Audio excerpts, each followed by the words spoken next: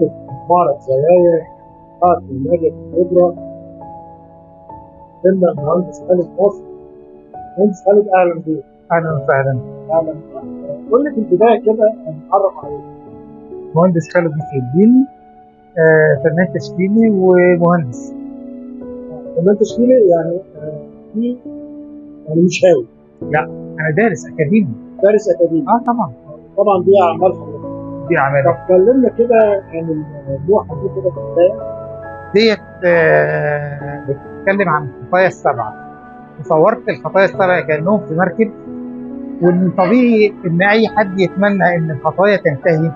فانا عملت المركب بتتكسر في عاصفه، في موج ضخم جدا، واستخدمت الالوان السخنه للتعبير عن الحاله النفسيه اللي البني ادم فيها اثناء لما بيتعرض لحد عنده نوع من الخطايا ديت.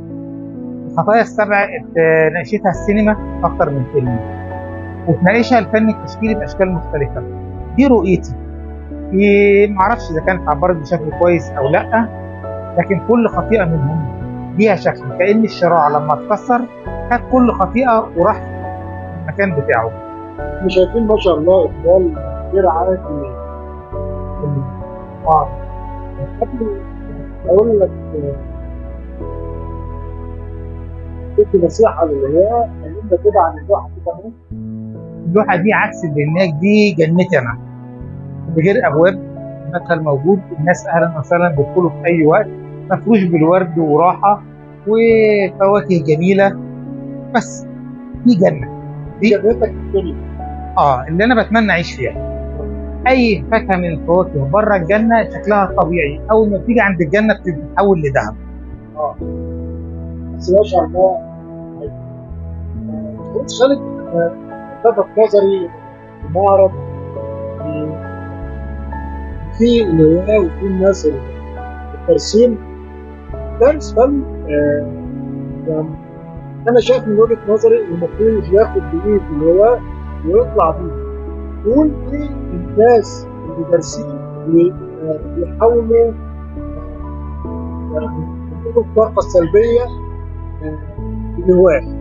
لا، ما ينفعش ننقل الطاقه السلبيه لاي حد، مش في الهواة الفن بس، اي هاوي او اي انسان في الدنيا لازم تشحنه طاقه ايجابيه، وده هيعود على المجتمع بالكامل. الهواة الفن التشكيلي حاجه جميله، دول اللي انا اقول لهم اقرا كتير واتفرج كتير ومارس كتير، ايدك هتبقى احسن، هيبقى في توافق بين العين والايد، وهيقدر يعمل اي حاجه هو عايزها بعد كده. بس نشوف الفنانين الكبار اللي احنا شفنا لوحاتهم ودرسنا على ايديهم، يتفرج على لوحاتهم ويروح متاحف كتير جدا يتعلم، سواء المتاحف اللي فيها شغل مصري قديم، شغل اسلامي، شغل قبطي، متحف الفن الحديث، المتاحف او بشكل عام والمعارض بشكل عام، مهم ان هم يتفرجوا عليها ويتعلموا منهم. طيب انت كده بتنصح الناس اللي احنا اتعلمنا منهم زي مين؟ عندنا ناس كتيره زي الدكتور الرزاز والدكتور النصار، وفنانين كبار زي نظلي مدكور، وفي عندنا فنانين كبار كتير جدا. فنانين مصريين. ده كل ما اتكلم مع فنان يدخلني بقى فنانين الاجانب مش عارف ليه يعني. عشان الاجانب عندهم نشر اكبر من زمان، وهم بيعملوا نشر اكبر، وهم اللي اخترعوا المدارس الفنيه الحديثه، على الرغم من اعتمادهم اعتماد كلي على فنون الشرق، زي الفن المصري القديم، زي الفن العراقي، زي الفن الهندي والصيني. هم اعتمدوا على فنون كثيره جدا وخدوا منها وطوروا، وهم عندهم حريه في التعبير اكبر.